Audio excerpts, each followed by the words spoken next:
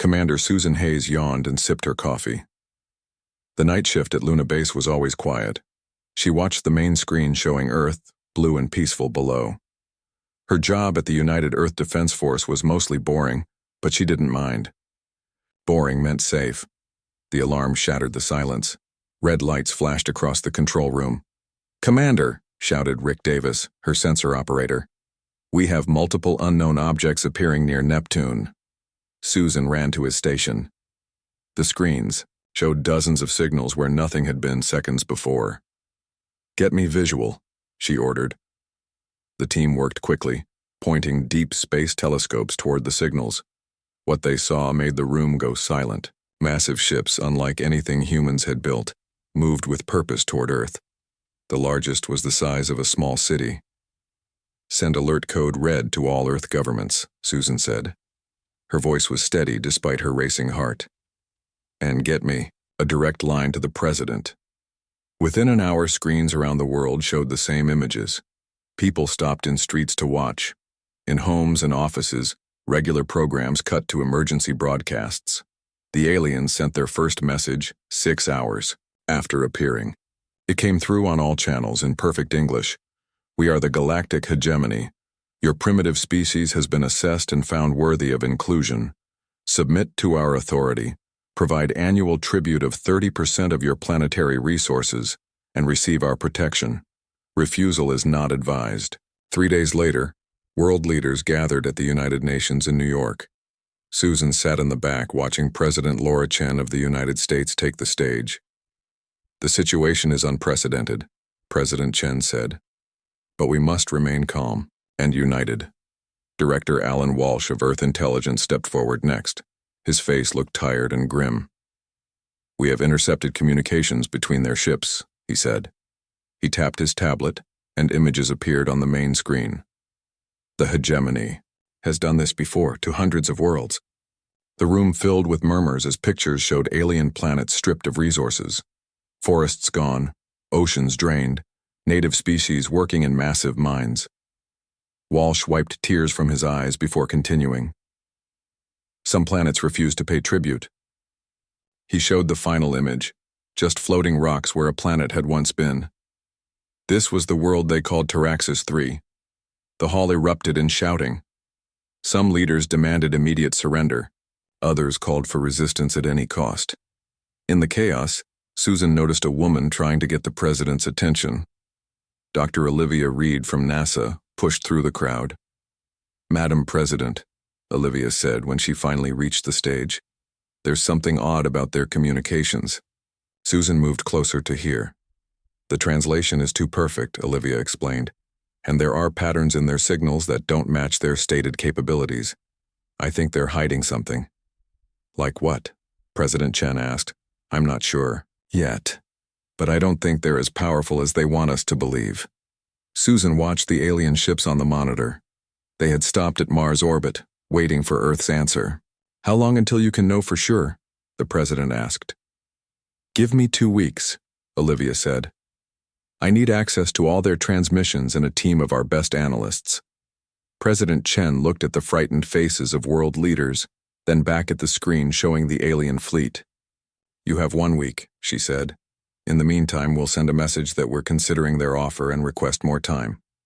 She turned to Susan. "Commander Hayes, I want Luna Base on full alert. Monitor every move those ships make." Susan nodded. "Yes, Madam President."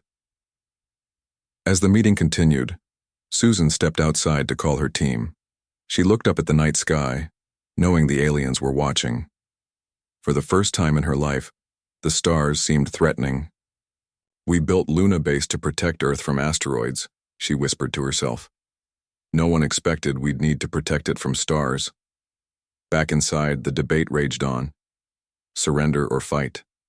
No one knew the right answer, but everyone agreed on one thing: nothing would ever be the same again. The alien ship landed in the middle of the National Mall in Washington, D.C. It was smaller than the massive vessels orbiting Earth, but still as big as a football field. Crowds gathered behind military barriers, their phones raised to record history. Army General Keith Martinez stood at attention as the ship's door opened with a hiss of steam. He had fought in 3 wars, but his hands still shook slightly. 5 creatures walked down the ramp. They stood 8 feet tall, with hard shells like insects and 4 arms each. Their heads had compound eyes that reflected the morning sunlight, in rainbow patterns. "I am Ambassador Kralthax of the Galactic Hegemony," the leader announced. Its voice came from a small device on its chest, not its mouthparts. "We are here to assess your civilization before finalization of tribute terms." President Chen stepped forward, her face calm despite the cameras watching from around the world. "Welcome to Earth," she said. "We have prepared a tour as requested." General Martinez was assigned as their guide. For 3 days, he took the aliens to military bases, power plants, farms, and factories. They asked endless questions, taking samples of materials and scanning everything with strange devices. "Your nuclear capabilities are primitive," Kralthax said at a missile silo in Nebraska, "but useful. The hegemony will repurpose these facilities." Martinez noticed how the aliens seemed especially interested in electromagnetic systems. At every stop, they spent extra time examining power grids and communication arrays.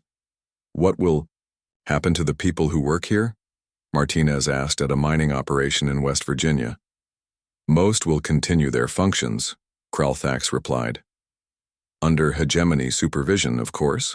Efficiency will improve by 40%. Martinez didn't like how the alien said most. On the final day, Martinez received a secret message to bring the delegation to the Pentagon. In a secure room 50 feet underground, they met Dr. George Nelson, a physicist with wild gray hair and tired eyes. "These are our research facilities," Martinez explained as they entered a lab filled with computers and equipment. Dr. Nelson pretended to be nervous, dropping papers as he bowed to the aliens. But when they moved to examine a particle accelerator, Nelson pulled Martinez aside. "Their ships have weaknesses," he whispered. "We've been analyzing their energy signatures. Their shields operate on predictable patterns. They cycle every 3.7 seconds. "How does that help us?" Martinez asked. "If we time an attack to hit exactly when the cycle resets, we might get through." Nelson handed him a small drive. "This contains everything we've learned." Before Martinez could respond, Kralthax approached them. "Your technology is more primitive than we expected," the alien said. "This will make extraction easier." "Extraction?" Martinez asked. "Of resources. Your oceans contain elements valuable to the hegemony." The alien's eyes shifted colors. "We require your leader's decision within 48 hours. Accept our terms or face consequences." That evening, world leaders gathered again by video conference. Dr. Olivia Reed joined from her lab at NASA. "They're not being honest about their capabilities," she reported. "Their translation system contains fragments of 12 Earth languages. They've been studying us for decades, possibly centuries." "For what purpose?" President Chen asked. "I believe they select developing worlds, watch until they reach a certain level of technology, then harvest them before they become too advanced to control." General Martinez shared Dr. Nelson's findings about the shield vulnerabilities. "If we could coordinate a global response, they'd destroy us," interrupted the Russian president. "You saw what they did to Taraxis 3. President Chen was quiet for a long moment. Then she spoke. "What if we pretend to surrender? Ask for time to organize the tribute. Use that time to prepare." "A deception?" The British Prime Minister looked worried. "Is that wise? Do we have a choice?" Chen looked at each face on the screen. "If we fight now, we lose. If we surrender for real, we lose everything anyway. Just more slowly." The vote was unanimous. The next day, President Chen addressed the hegemony delegation in the Rose Garden. Cameras broadcast to the whole world. "After careful consideration," she said, her voice humble, "Earth accepts the generous offer of the Galactic Hegemony. We request 6 months to organize resource collection protocols." Ambassador Kralthax's eyes flashed with pleasure. "The hegemony grants your request. Our scout fleet will remain in orbit to monitor preparations. The Imperial Armada will return in 6 standard cycles for the first tribute. As the aliens returned to their ship, Martinez watched them with a cold feeling in his stomach. They had just declared war without the aliens knowing it. "What now?" he asked President Chen when the cameras were off. "Now," she replied, her face hardening. "We prepare to fight like humanity has never fought before." Operation Silent Thunder began the day after the aliens left Earth. In a hidden room beneath the White House, President Chen met with leaders from around the world. "We have 6 months to prepare," she said. "Every nation must work together. This is not about politics or borders anymore, it's about survival." Lieutenant Frank Miller sat at the back of the room. At 32, he was young for his position, but his work with stealth drones had caught the attention of military leaders. Now he was being asked to lead the most important mission of his life. "Your team will deploy stealth satellites to monitor the alien ships," General Martinez told him. "We need to know everything about them, weapons, movement patterns, communications." Frank nodded. "When do we start?" "Tonight." Around the world, humanity began to prepare. Factories that once made cars now built weapon parts. Scientists who used to compete now shared all their research. For the first time in history, countries opened their deepest secrets to each other. On the surface, Earth put on a show for the watching aliens. Huge tribute collection centers were built in deserts and oceans. Cargo ships moved between continents pretending to gather resources. Government broadcasts encouraged citizens to cooperate with the new galactic order. But beneath the act, everything was different. Dr. Olivia Reed worked day and night analyzing alien communications. 3 weeks after Operation Silent Thunder began, she made a breakthrough. "Look at this," she told President Chen, pointing to patterns on her screen. "Their translation matrix contains fragments of English, but also Russian, Mandarin, Hindi, Arabic, Swahili, Japanese." She scrolled through more languages. "They've been studying us for decades, possibly centuries." "Why wait so long to contact us?" Chen asked. "I think they wait for civilizations to reach a certain level. Advanced, enough to have useful resources and technology, but not advanced enough to fight back. It's like farming." The president's face hardened. "Well, this farm is about to fight back." Frank's stealth satellites revealed more about the alien fleet. The ships stayed in fixed positions around Earth, watching but rarely moving. Each day, his team mapped more of their systems. "Their main weapons are here and here," he explained to military leaders, pointing to parts of the alien ships. "And their engines use a form of gravity manipulation we don't fully understand yet." In a laboratory under MIT, Dr. George Nelson led a team building weapons designed to exploit the aliens' weaknesses. "Their shields cycle every 3.7 seconds, he explained to visitors. "If we time our attacks to hit during the reset, we can get through, but we need to coordinate globally." Nelson's team created small, powerful electromagnetic pulse generators. Tests showed they could disrupt alien technology for short periods. Factory workers around the world secretly built thousands of them. 4 months into the compliance period, Earth looked very different. Underground bunkers housed millions of people. Weapon caches were hidden in tribute centers. The International Space Station was slowly transformed into a command center, with new modules secretly launched as resource monitoring equipment. The aliens grew suspicious when they detected unusual energy signatures from Earth. Ambassador Kralthax returned, demanding to speak with President Chen. "Our scanners show unusual activity in your oceans and in orbit," the alien said. Its compound eyes shifted colors rapidly. "Explain." Chen kept her face calm. "We are improving our tribute collection efficiency.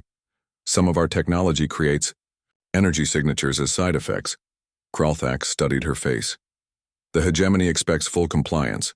Any deception will result in immediate penalties." "We understand," Chen replied. "Earth knows its place in the galaxy." The alien seemed satisfied and returned to orbit, but security tightened. More scout ships moved into lower orbits. Scans of Earth's surface became more frequent. Dr. Reed made another discovery while studying ancient artifacts. Stone tablets from Easter Island, symbols in Egyptian tombs, and cave paintings in Australia all contained patterns matching hegemony language. They've been here before, she told her team. Thousands of years ago. They visit periodically, letting us develop just enough to be useful. Like checking if a crop is ready for harvest, said her assistant. Reed nodded grimly. Exactly like that. But this time, the harvest is going to fight back. With 2 months left before the Imperial Armada's arrival, humanity worked faster. Every day mattered. Earth would get only one chance to surprise the hegemony. Are we going to make it? Frank asked General Martinez during a rare quiet moment. Martinez looked at the screen showing Earth's secret preparations. We have to, he said simply. There's no other option. 4 months into the compliance period, Earth's militaries had changed completely. In the Mojave Desert, Colonel Diane Cooper watched her soldiers train with new weapons.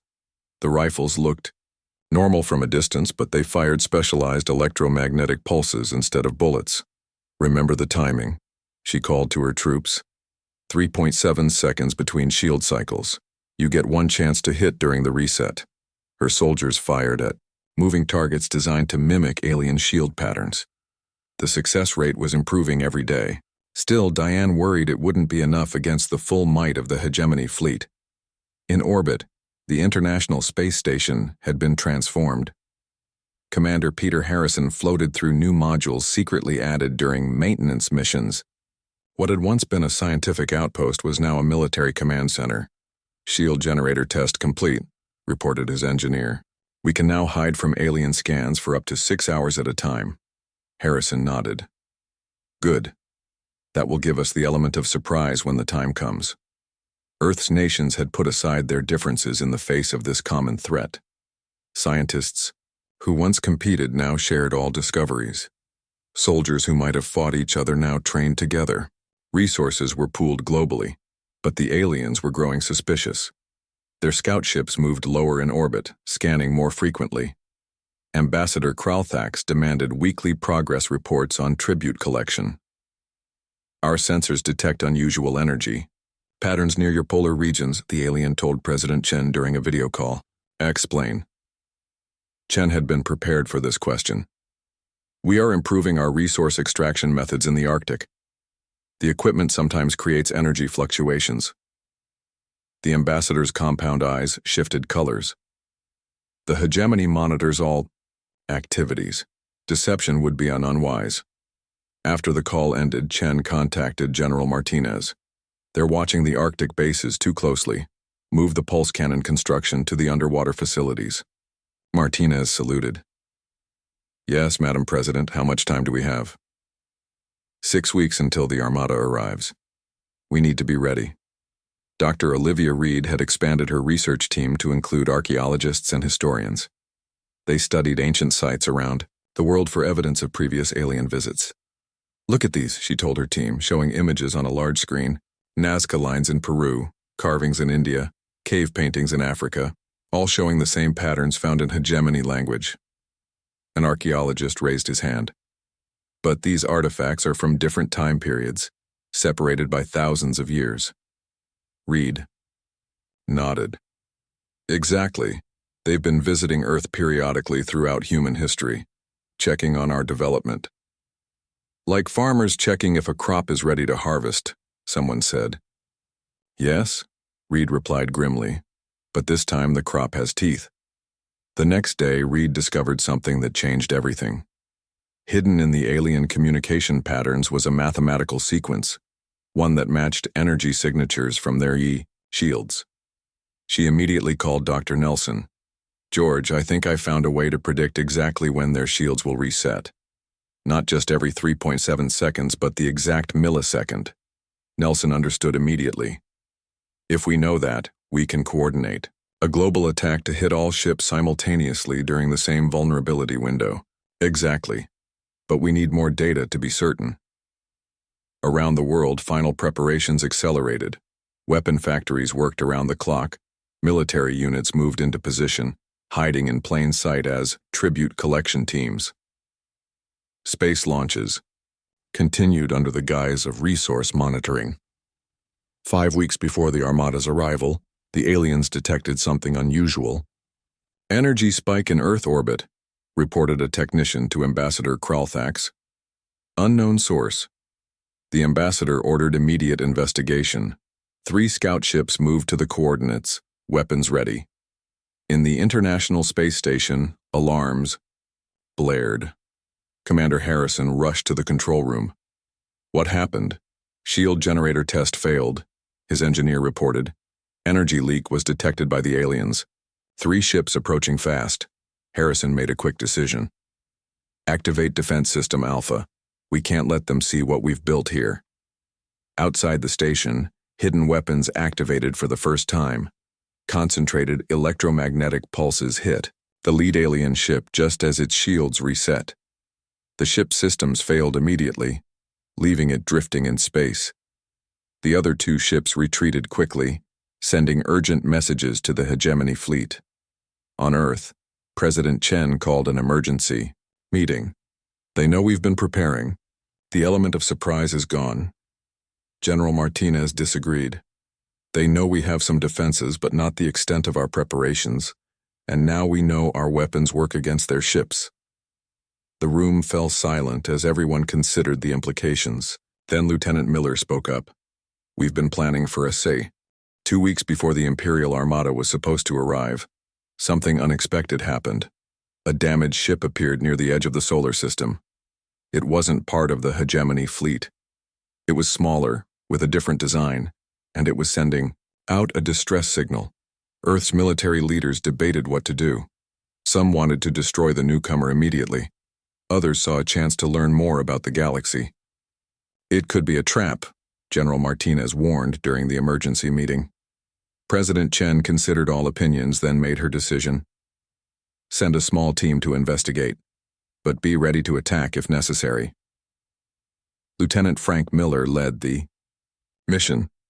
His ship approached the damaged vessel cautiously.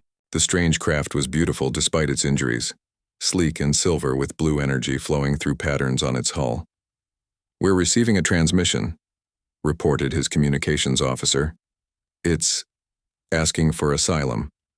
Inside the alien ship, they found beings very different from the insect-like hegemony. These aliens had smooth skin in various shades of purple and 4 eyes set in diamond patterns.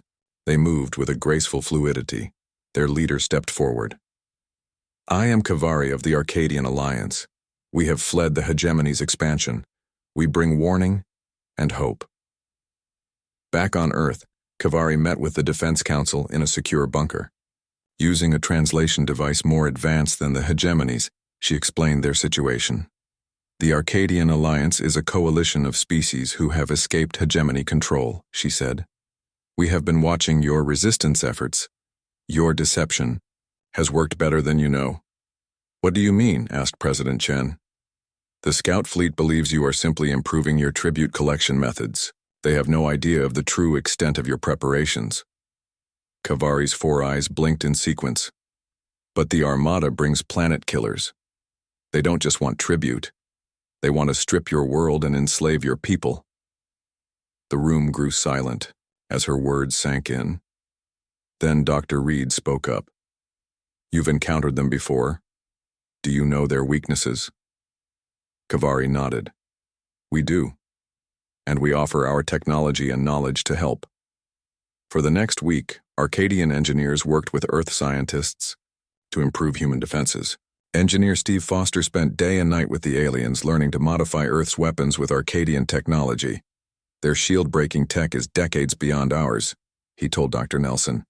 With these modifications, our success rate against hegemony defenses will triple. Kavari shared strategic information as well.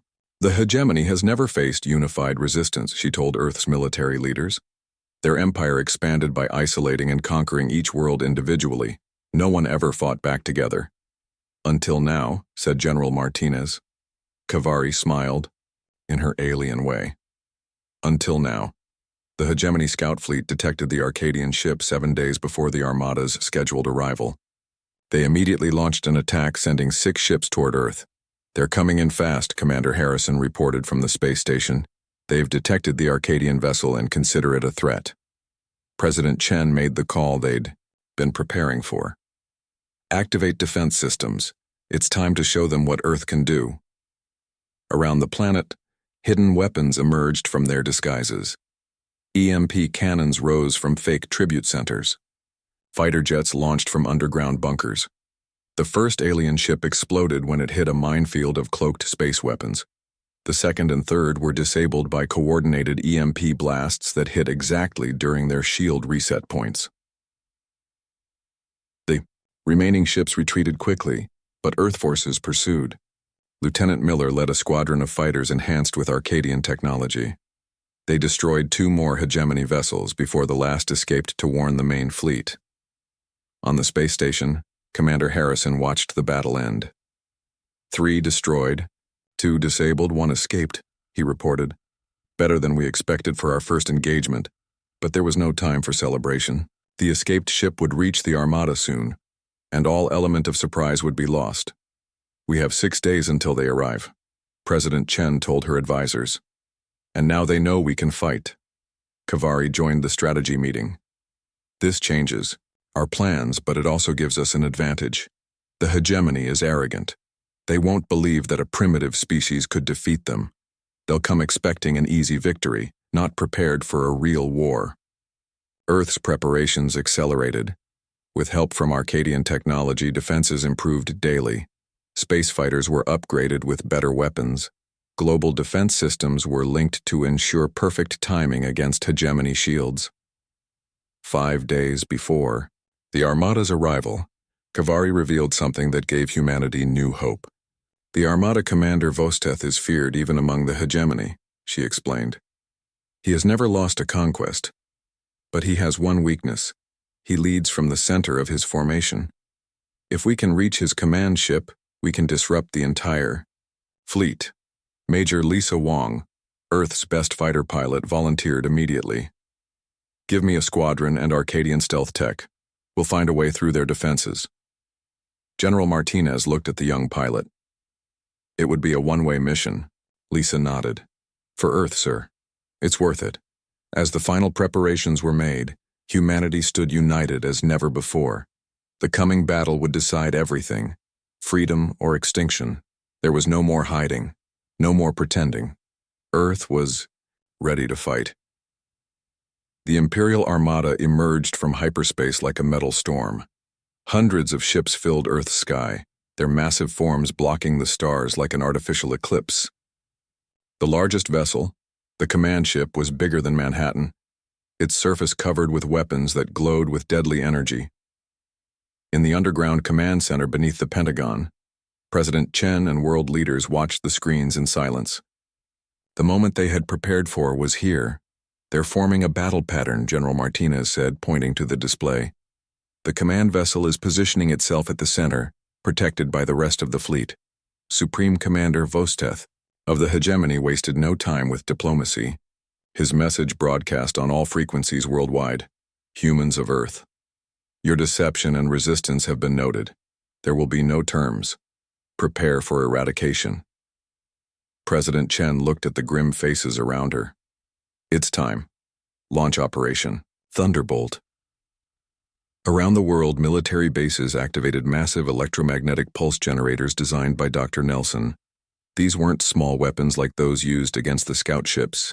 These were city-sized installations hidden beneath what the hegemony thought were tribute collection centers. Coordinating global firing sequence, called Lieutenant Miller from his station. EMP synchronization at 97%. First volley targeting shield reset in 30 seconds. At the same time, Major Lisa Wong and her squadron of 12 pilots prepared for their mission. Their fighters had been enhanced with Arcadian stealth technology and special weapons designed to penetrate the command ship's defenses.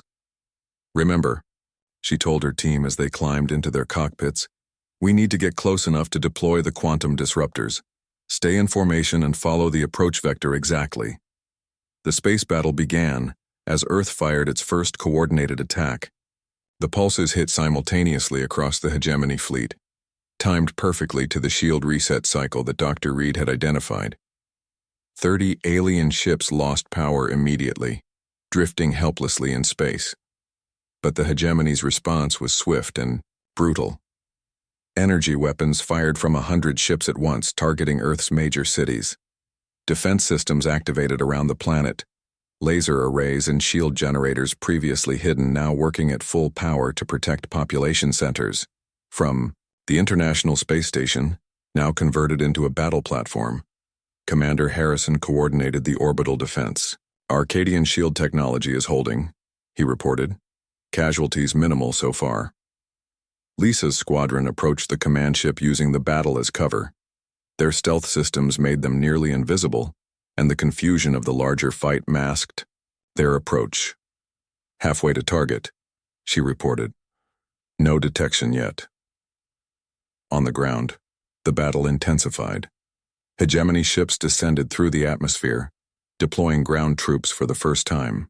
The insect-like warriors were 8 feet tall, heavily armored and carrying weapons that fired streams of energy. Colonel Cooper's forces engaged them in cities around the world. The human soldiers fought with a mixture of traditional weapons and the new EMP technology, which proved effective against the aliens' powered armor. They're tough, but they can be killed, Cooper reported from the front lines in Chicago. Their armor fails when hit with concentrated electromagnetic pulses. In orbit, the battle hung in the balance. Earth's defenses were stronger than the hegemony expected, but the alien fleet had numbers and firepower on their side. More human cities came under direct attack as the aliens adjusted their strategy. They're targeting our power grids, Dr. Nelson reported. Trying to knock out the EMP generators. Lisa's squadron was now close enough to see details on the command ship's hull. Approaching final position, she reported. Preparing to deploy quantum disruptors. But they had been detected. Defense guns on the command ship began firing, filling space with deadly energy blasts. 2 of Lisa's fighters exploded immediately. Evasive maneuvers, she ordered. Don't stop. We have to reach the deployment point. 3 more fighters were destroyed as they weaved through the barrage. Lisa pushed her own craft to its limits, the G-forces threatening. The first hegemony planet killer weapon powered up, its energy gathering in a terrible green glow. The weapon was aimed directly at North America, targeting Washington, D.C. In the underground command center, alarms blared as sensors detected the massive energy buildup. Planet killer targeting Washington, Lieutenant Miller shouted. Impact in 40 seconds. President Chen looked at the screen showing the weapon charging. There was no time to evacuate. Millions would die in seconds. Activate mirror array, she ordered calmly. Around the world, people looked up as something strange happened in the sky. What had appeared to be ordinary communications satellites suddenly changed position. Hundreds of them moved in perfect coordination, angling reflective surfaces toward the incoming energy beam. Dr. Nelson watched anxiously from his laboratory. The mirrors were never fully tested. We don't know if they'll hold. The planet killer fired. A green beam of devastating energy cut through Earth's atmosphere, headed straight for Washington. But instead of hitting the ground, it struck the first mirror in the hidden array. The beam bounced to a second mirror, then a third. For a breathtaking moment, the sky was filled with green light as the mirrors redirected the beam. Then, with perfect precision, they sent the destructive energy back toward the hegemony fleet. 3 alien capital ships were caught in the reflected beam. They exploded instantly, creating a shockwave that damaged nearby vessels. On the command ship, Supreme Commander Vosteth could not believe what he was seeing. Impossible. How did they redirect a planet killer? His officers had no answers. The humans were proving far more dangerous than any species they had encountered before. In the battle above Earth, the tide began to turn. Kavari's Arcadian ships joined the fight, targeting hegemony vessels with precision strikes. The quantum disruptors on the command ship continued to interfere with fleet coordination, causing confusion throughout the alien ranks. Major Lisa Wong had lost 9 of her 12 fighters, but she wasn't done fighting. We need to hit their other weak points while they're confused, she told her remaining pilots. Follow me in. Her small squadron targeted the planet killer weapons on different hegemony ships, preventing them from firing again. 2 more of her pilots died in the attempt, but they succeeded in disabling 3 planet killers. On Earth, Dr. Olivia Reed worked frantically to decode the hegemony's command frequencies. If she could access their communication system, she might be able to further disrupt their coordination. I need more processing power, she told President Chen over the emergency line. "We're trying to crack alien encryption on the fly." "Take everything you need," Chen replied. "Every computer, every network. This is our only chance." Around the world, power was diverted to Reed's team. Computer networks, from university supercomputers to private servers, were temporarily commandeered for a single purpose: breaking the hegemony's communications code. The battle raged for hours. Earth's cities burned, but the defense systems held against the worst of the alien attacks.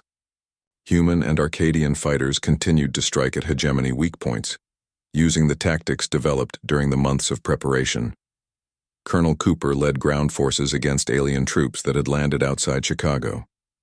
The fighting was brutal, but the humans were defending their home. Every street, every building became a battleground.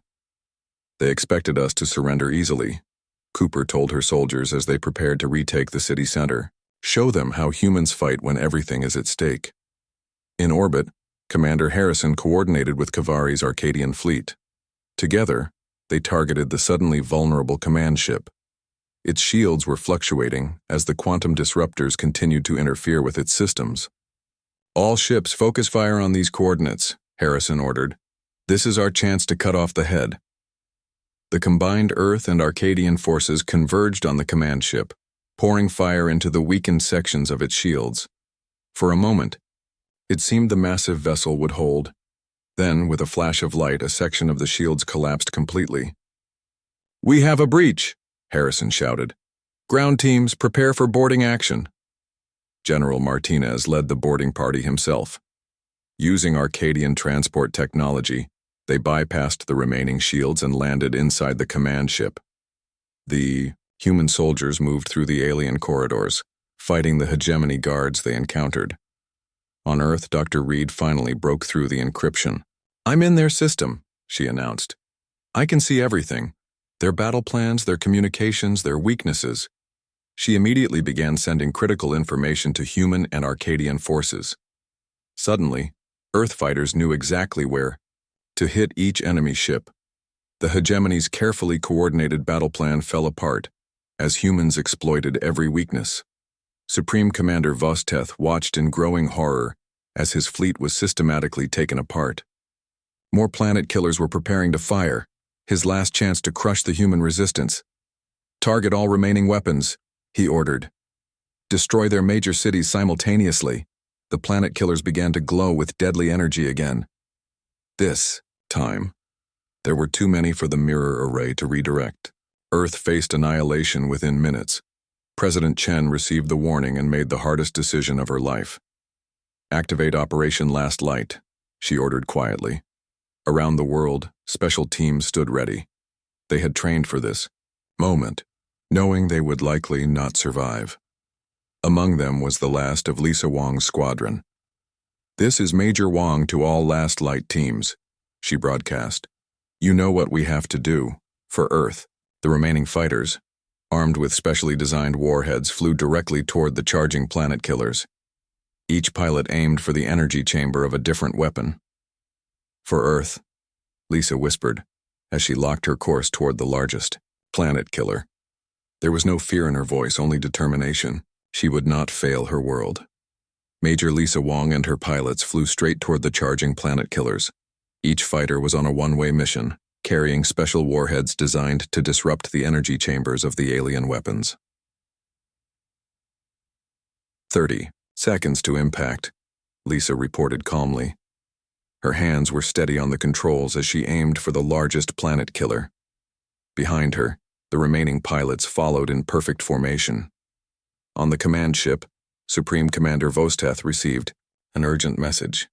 "Human fighters approaching planet killers. Energy readings indicate explosive devices."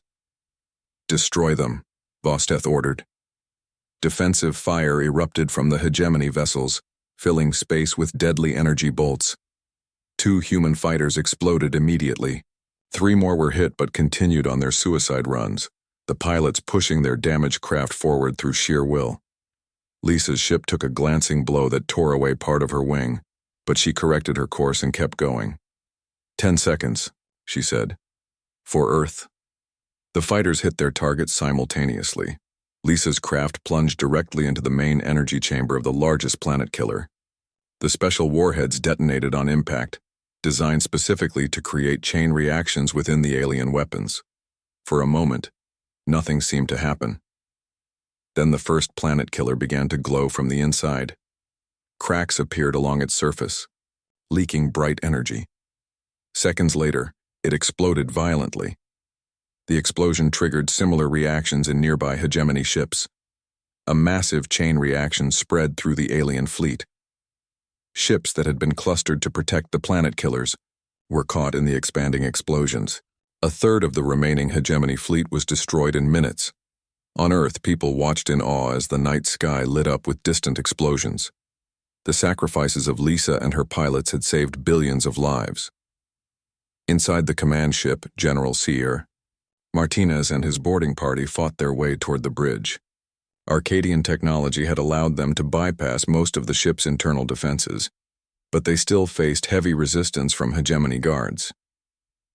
Almost there, Martinez told his soldiers as they approached the final doorway. Breach charges ready. The human team blew open the massive door and stormed onto the bridge. After a brief but intense firefight, they secured the command center. Supreme Commander Vosteth stood in the middle of the chaos, watching in disbelief as humans took control of his ship. "Ow," the alien commander demanded as Martinez approached him. "You were supposed to be primitive, easily conquered." Martinez activated a holographic projector he carried. Images appeared showing Earth's nations working together, the months of secret preparation, the alliance with the Arcadians. "We're not like the others you've conquered," Martinez explained. "Humanity doesn't surrender, we adapt, we overcome, and we protect our home." Vosteth had no response. For the first time in its long life, the supreme commander of the hegemony faced defeat. With the command ship captured and a third of their fleet destroyed, the remaining hegemony vessels began to retreat. The battle was not over, but the tide had turned decisively in Earth's favor. From the Pentagon Command Center, President Chen broadcast a message to the retreating hegemony ships. "Return to your empire with this warning. Earth is not for conquest. We do not pay tribute. Any force that threatens our world will meet the same fate as your armada. Run or be destroyed." The battle for Earth lasted 3 more days as remaining hegemony ground forces were defeated. Cities had been damaged, and many brave people had died, but humanity had prevailed against overwhelming odds.